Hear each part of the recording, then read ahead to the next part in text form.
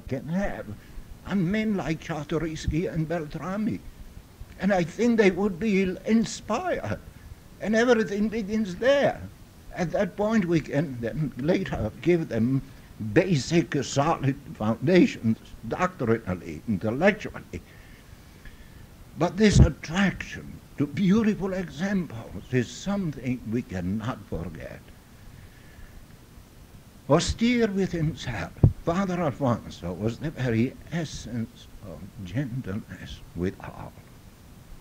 A priest's priest said of him Bishop Dargin, Vicar General of the Archdiocese of New York, who was also pastor of a church in Harrison. Like dozens of other priests of the area, he came regularly for confession to Father Alfonso. At his death, an editorial in the Portchester Daily Item referred to him as Father Available, the priest who was always there. And available he was, unfailingly. One day a lady parishioner within my hearing kept apologizing to him profusely. I should not have come to disturb you. Father, she said, I should have waited for regular hours for confession. But my dear lady, he said to her, you must remember that we are here to be disturbed. Imagine. Volumes could be written about this saintly Salesian, and the little nothing of a booklet which was written after he died, filled with delightful episodes of his life that came to my knowledge from parishioners. In less than 2 months, 4,000 copies were snapped up by the parishioners and friends of people who knew him. The caretaker of St. Mary's Cemeteries near Portchester, where he is buried, was telling me again recently that people are constantly seen at his grave, and that it is seldom without flowers. Not this Sunday, but a Sunday before, we kept the 25th anniversary of his death. Do you know who took the initiative for this? His former altar boys and a group of young men, now middle-aged men, who had called themselves, even while he was alive, Father Alfonso Boys Club. It was an athletic club with a big name in Westchester County. And these men all got together, some 40 or 50 of them, with the old altar boys, or former altar boys, and they took the initiative for this incredible manifestation. The liturgy at 10:30. We made a mistake. We should have used the gymnasium. We were such a squeeze as I do not remember. It is incredible to think that over 100 cars following the Mass proceeded to the cemetery to place a wreath on his grave. Now these are the results of a man who had given himself for a number of years to people in a Salesian way, unquestionably. Well, he was the kind of a man one could safely entrust his soul into Satan's. One could trust his soul, which I did for 8 years. Conversing with him was an experience in itself, and I will tell you that during the last 5 or 6 years of his life, I saw this man deepen spiritually in a way visible, tangible. This man was living with God. In fact, when Monsignor Yarwood, the pastor of St. Mary's Our Lady of Mercy Church in Portchester, on the day of his death, was questioned by the paper to give them a comment on this Father Alfonso. He said, all you need to do is this, just write that he was a man filled to the brim with God. Well, I remember talking to him about the Salesian life, and sometime I had literally to pry the words from him to a question that I asked him, what he thought was the most difficult vow to cope with. He answered immediately, did you say cope? Are you sure you used the right word? We don't cope with our vows. We don't just live with them. We put them to work like an investment that grows. What he told me on the subject of the vows and of the Salesian life in general was so remarkable that I often brought it up in my talks. The vow of poverty, he said, was once a hardship in the sense that we were poor, period. Can you imagine those cold winters in Turin without heat? And do you know that we began to eat halfway decently after our sisters took over the kitchen in our houses, which was a good many years after Don Bosco died? The clothing situation was a disaster. My mother came to see me at Valsalice, where I was a philosophy student in my second year. She came with my brother, who was 1 year younger than I. She noticed my cassock needed mending, so we went to the parlor and I took it off. She was horrified. We used to say in those days that the cassock covered a multitude of sins. My trousers were tattered. All I had on my back was a thin black sweater, and threadbare too, and full of holes. The poor soul ordered me and my brother to the dormitory to exchange clothes, all but his jacket.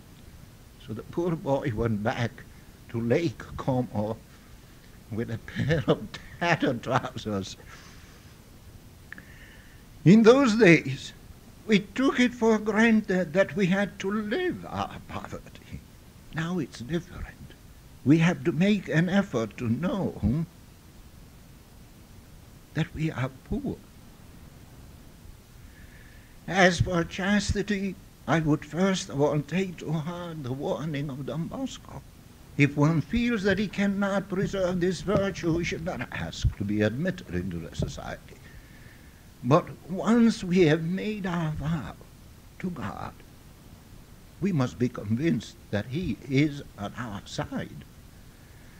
One thing we should not forget, we will be vulnerable all our life on this point, and must be prepared to wage our battles, to suffer as much in the heart as in the flesh. On obedience, Father Alfonso had his own special notions. There is no problem with obedience, he would say, if you are obedient, especially if you happen to have the right kind of superiors. Most of the difficulties, he said, stem from the fact that many Salesians do not really know what Salesian obedience is all about. We are a family. The superior should be a father. And as such, he should know and love his confreres to the point that he will not impose on any of them duties he knows will weigh heavy on them. On the other hand, the confrere who feels he is truly part of the family and cares for it and loves the superior will do anything to help and even to please him. This was Don Bosco's way. One thing I do know, again Father Alfonso speaking, it never occurred to me to find a confrere who regretted having been obedient even under difficult circumstances. And by the same token, I have known superiors to have regretted bitterly having used a heavy hand in giving obediences. The simple wisdom of Father Alfonso and his wry sense of humor. In the days when the parish was small, note that for many years he was alone with a priest from New Rochelle helping on weekends. He kept tab of such as missed Mass on Sunday, the youngsters particularly, who studiously tried to avoid him. But sooner or later he would corner them. I did not see you at Mass Sunday. Why, boy? I slept, Father. Is it more important to sleep or to come to Mass? To come to Mass, Father. Do you promise not to miss it again, boy? I do, Father. To whom do you make this promise? To you, Father. No, boy. You make it to God, and you better keep it. And up went that famous finger of his. Then a smile, a pat on the head. Now go, boy, and be good. One day he asked me what shooting crap meant. I told him, I said, it means throwing dice for money. I say, why did you ask me? He said, because I heard that Johnny Ferraro does it, and I knew it could not be anything good. So I will speak to him. He did. Johnny, is it true that you throw the dice? Sometime, Father, but mostly for fun. But do you know that throwing the dice means throwing the money away? Yes, Father. Do you know what the best throw of the dice is, Johnny? No, Father. I tell you what it is. The best throw of the dice is to throw them away. Now give them to me, and I'll throw them away for you. And out came the dice into Father's hands. On June 6, 1957, I did not hear him stir in the room next to my own. He was always up at the most ungodly hours, 4 o'clock, 4:30. So I was a bit alarmed because of the many things he had been telling me days before. I went to his room and found the door ajar. He lay on his bed, on his back, his eyes closed, his hands folded on his chest. I caught him gently, but knew he was dead. A few days before, he had told me we were planning for his 60th anniversary. Would have been in 1958. And he said, don't prepare anything. Why? Are you planning to, oh, he said, I will not be here. Are you planning to go any place, Father? To St. Mary's Cemetery. Where else? And then he said, I left a note on my desk for you so that when it happens, you know what to do. On that note, he had written, in the event of my death, 1, notify my family in Italy at this address. 2, a very simple coffin, please, and no new clothes for my body. 3, if the superiors allow it, I would like to be buried at St. Mary's Cemetery near Porchester. 4, thank you for being good to me. Tell our people I am sorry if ever I hurt anyone unintentionally, and ask them to pray for me. Father Alfonso. I called Monsignor Yarwood and told him that Father Provincial had permitted that he be buried at St. Mary's Cemetery which cemetery was directly under Our Lady of Mercy care. The grave and the funeral are on me, he said immediately. And the good Monsignor paid every cent of the funeral. He chose the best place at the cemetery. When we decided, and the people did, that he should have a somewhat unusual grave, actually a bronze lifelike statue of him, the Monsignor came through again and paid every bit of expense involved in that. Now, we are liable to think that saints belong to the distant past. We had them in our province. Oh, these digressions. Now, man is ordained for marriage according to the structure of his mind and body. But there are people who deliberately and spontaneously remain unmarried. They do it for the sake of the kingdom of heaven. Man is allowed to call certain things in this world his own. He needs them to be independent as a human being should be. But there are people who undertake to possess nothing personally. Man develops by being able to follow his own initiative. But there are people who freely vow obedience. Those who renounce these three great human values do so to follow the example and the counsel of Jesus, hence the name Evangelical Counsels. We are among those who chose to follow these counsels. In our conversation on chastity, we will assume that we are acquainted with the more technical points regarding both the vow and the virtue.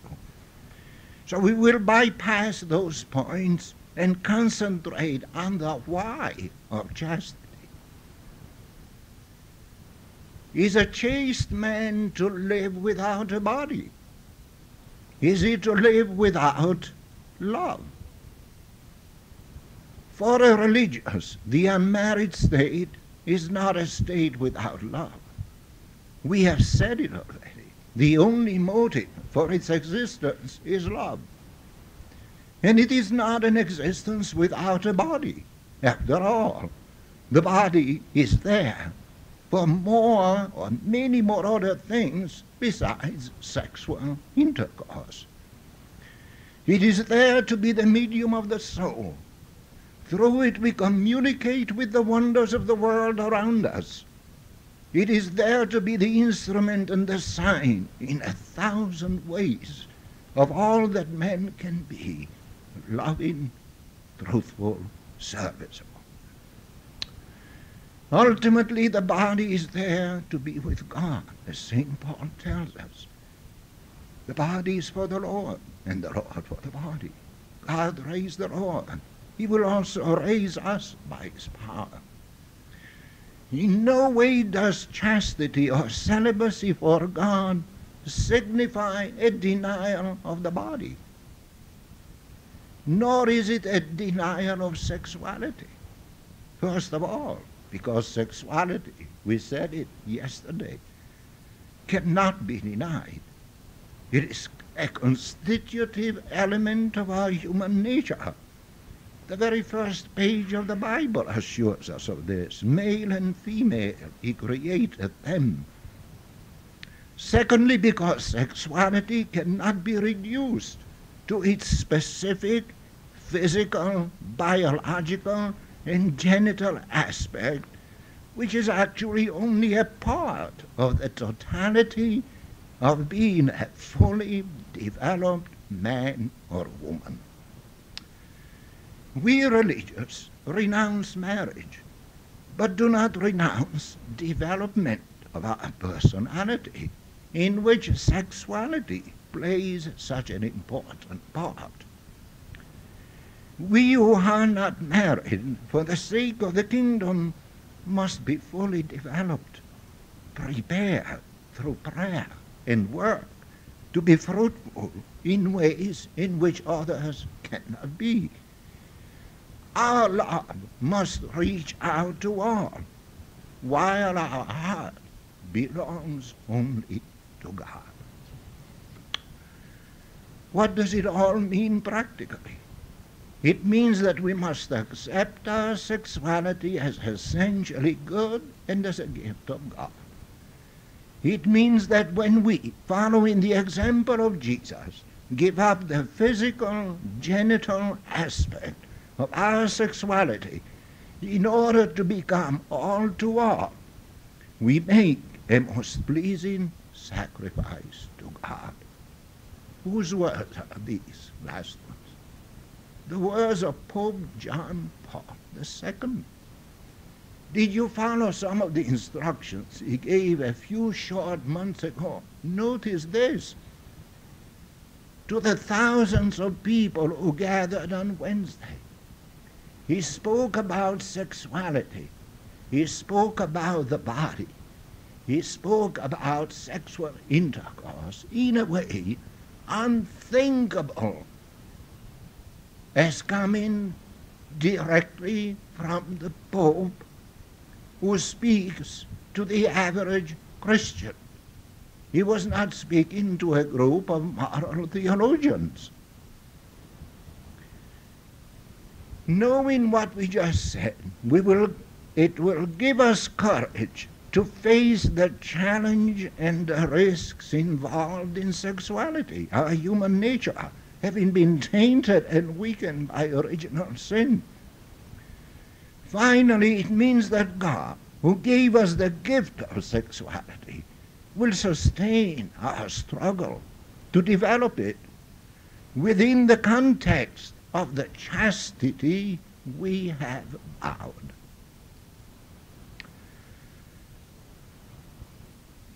This in turn means or presupposes a great spirit of faith, and listen, a deepening friendship with Christ, which is absolutely necessary if we do not want our chastity to become a burden, when instead it should be a sort of a launching pad in our effort to ascend to God and thrust us on to work for his kingdom. Is there such a thing as Salesian chastity? There is. The 10th chapter of our Constitution carries as its title, just read, Our Chastity. If you don't mind, we read again Article 76. It was Don Bosco's wish that chastity should be the distinctive mark of the congregation.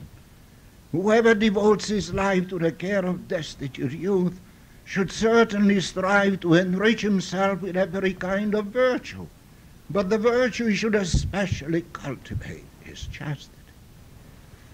Our tradition, the rule, has always considered chastity a compelling virtue.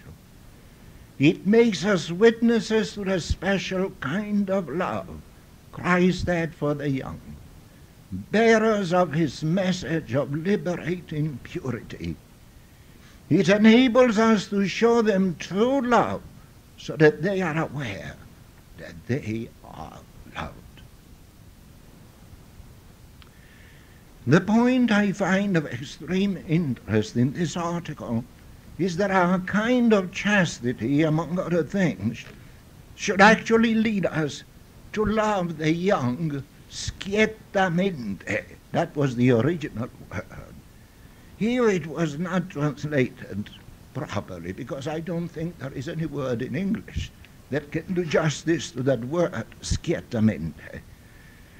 Our chastity should lead us to love the young scientamente in such a way that they know they are loved. Our chastity should radiate love, the kind of love that will invite love. This was Don Bosco's chastity.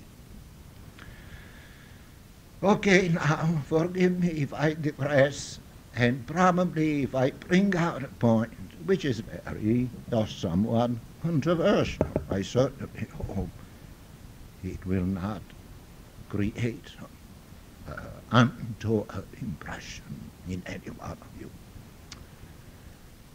Father Peter Ricaldone was rector major of our society from 1932 to 1951, the year he died. A strong personality, he ruled the congregation with a firm hand and was responsible for the consolidation needed at a time of unprecedented growth in our society. His accomplishments fill a great many pages of our society's annals. He was a prolific writer and wrote on every conceivable aspect of Salesian life.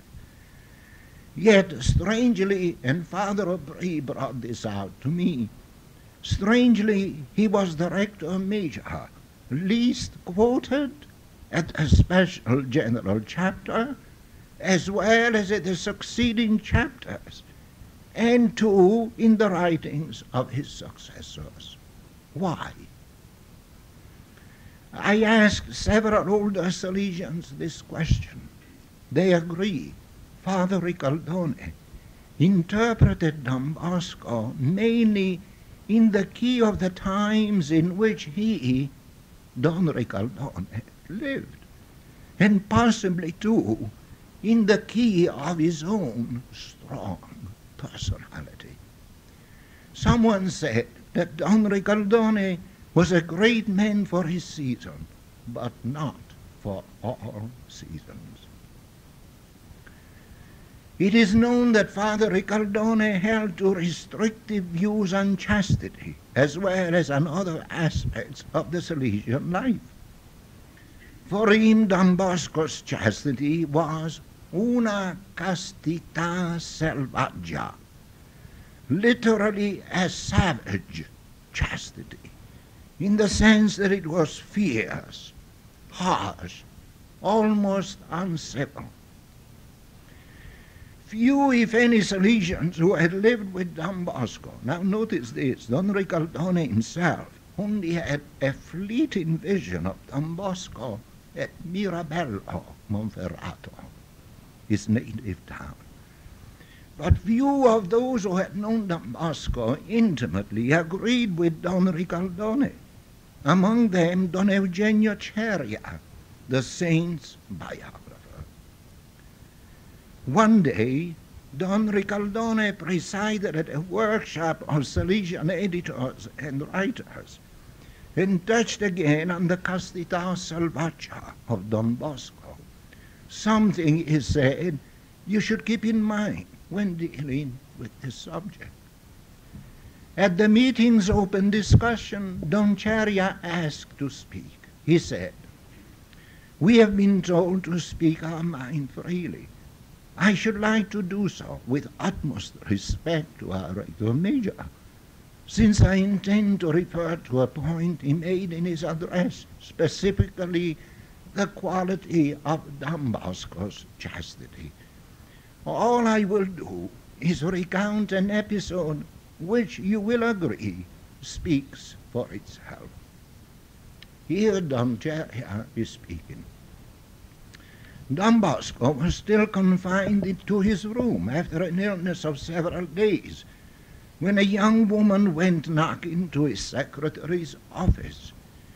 One look at her, and Don Berto wondered how she had made it up 4 flights of steps to Don Bosco's quarters. "I need Don Bosco's blessing," she pleaded. "I want him to bless me and the baby I carry. Please, Father, I lost one already." Don Berto had her sit in his office and went to notify Don Bosco, who came out immediately from his room. "Dear lady," he said to her, "you came all the way up here. You deserve a big blessing." I don't deserve it, Father. I need it more for my baby than for myself. I don't want to lose this one, Father. She wanted to kneel, but Don Bosco held her gently at her seat. You will have a fine baby, one that will give you much joy, he told her. Since the secretary, in the meantime, had left, Don Bosco helped the woman from the chair and offered to accompany her downstairs. No, Father, I know my way. You are not well. I'll take it easy on my way down. Supporting her by the arm, Don Bosco accompanied her down the 4 flights of steps, gently warning her to step slowly. Oh, Father, how can I thank you? Now I know everything will be fine, she said to him. And you will be back with your baby to thank Our Lady, Don Bosco's parting words. The audience was spellbound at Don Cherry's story, but imagine how they felt when he concluded, the young woman was my mother, and I was the baby. Our founder was a saint, and every inch a gentleman, like Francis de Sales. His chastity radiated love. This is exactly what our chastity must do, according to Article 75 of the Constitution.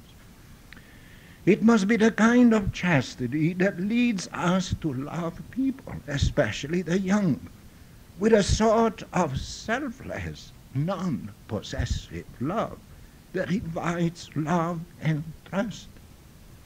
This poses dangers which a spiritually mature Salesian is quick to detect and guard against. When in Rome recently, more controversial points, when in Rome recently, I went looking for Father Aubry. I have a high respect for the man. I think he is the greatest analyzer of Salesian life living.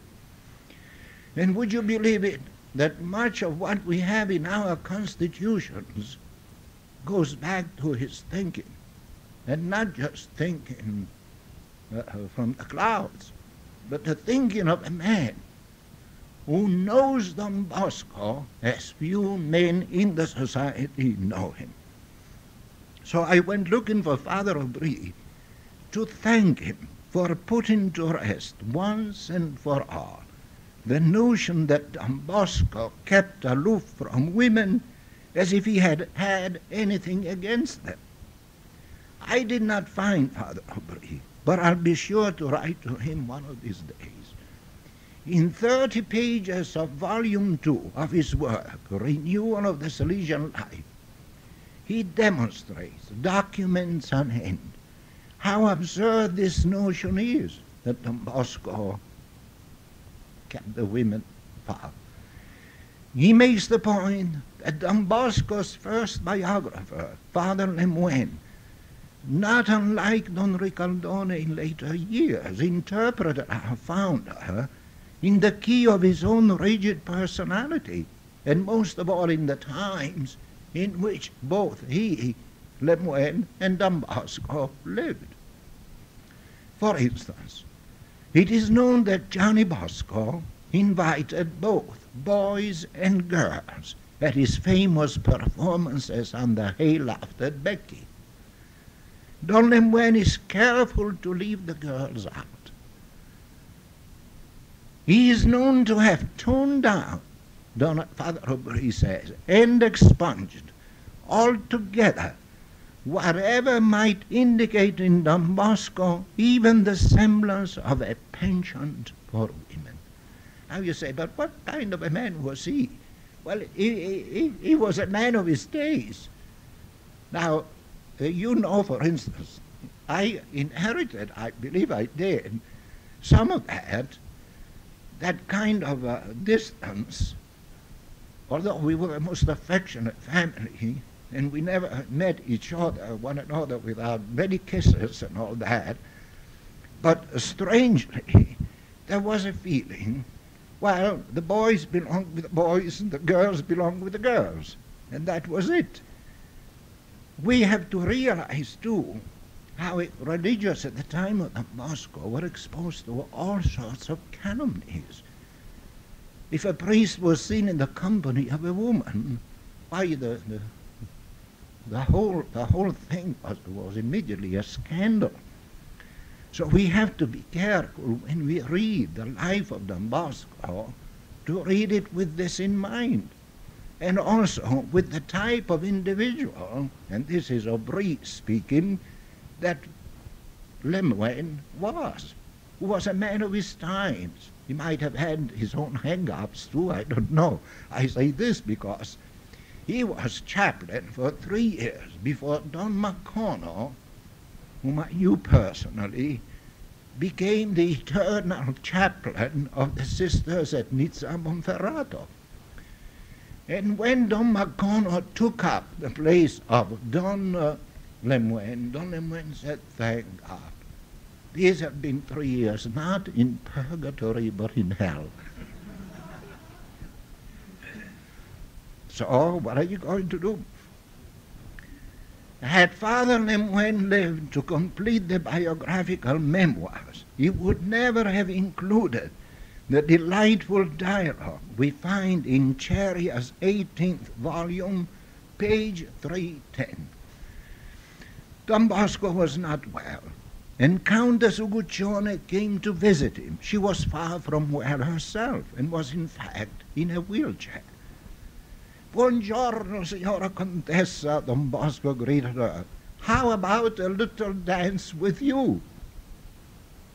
Oh, Don Bosco, a dance? Look at me. And look at me, Don Bosco said.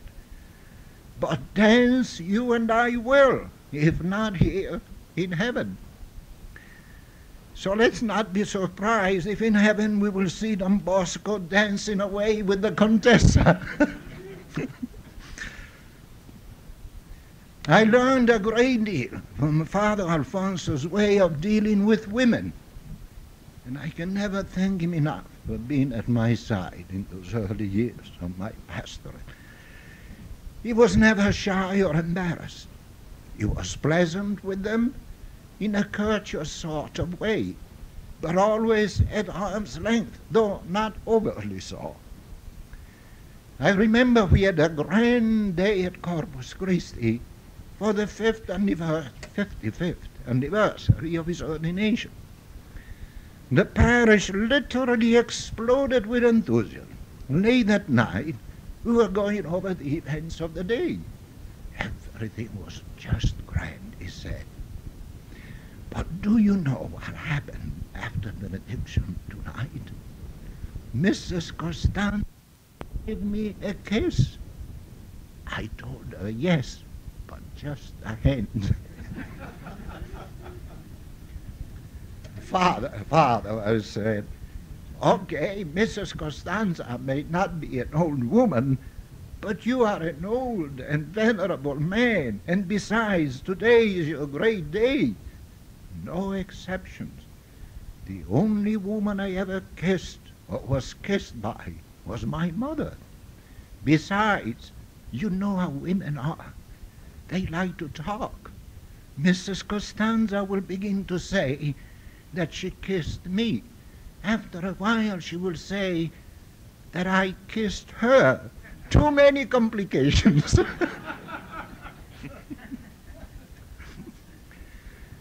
Father Alfonso, devout, prudent, humble. And there is no word that translates that Latin word pudicus, P-U-D-I-C-U, which involves purity, chastity, and everything. It's time to close, and on a more serious note. You know, when it comes to chastity, we are all too vulnerable, vessels of clay, constantly exposed to dangers.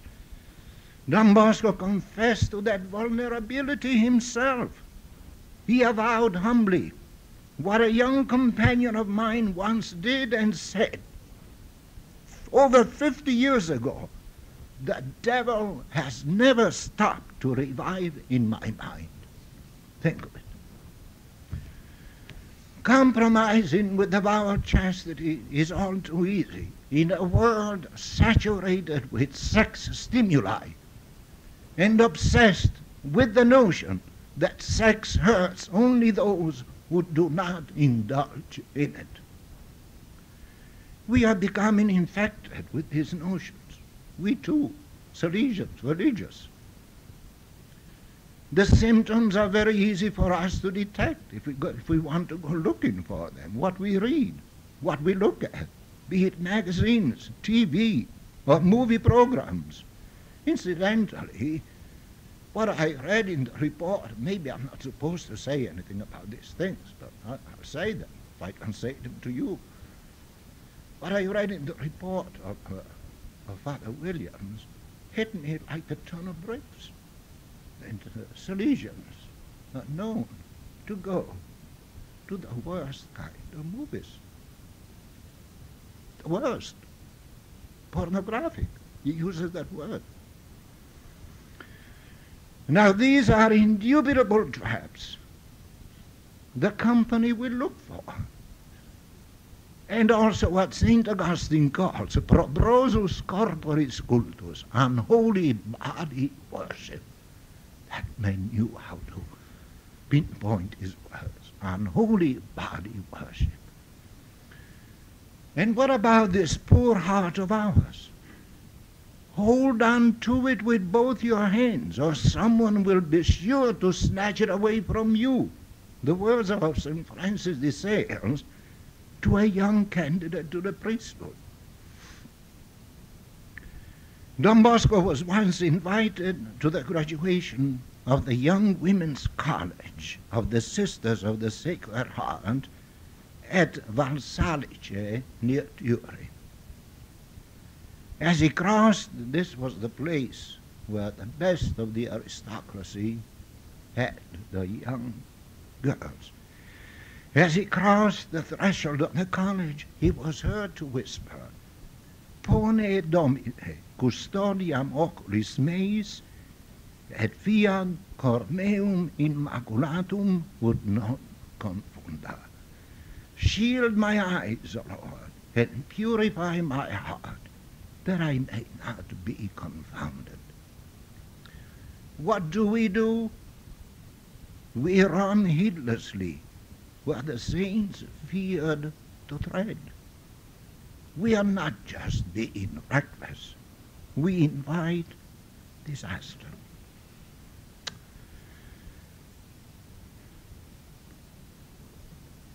And we know that compromising with the vow of chastity plays havoc with the personal life of a Salesian.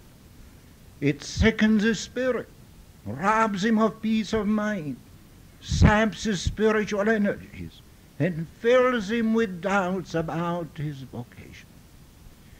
The unchaste religious knows he is a fraud and a cheat as he looks at the crucifix. So let us keep close to Jesus. To him we gave our heart, and close to his Virgin Mother, vitam presta puram. We used to sing this daily in the old days. Keep me pure for him, O Mother, whom both you and I love. Iter para tutum, keep me safe on my journey to heaven. Ut videntes Iesum semper colletemo, that I may forever rejoice in the sight of his face.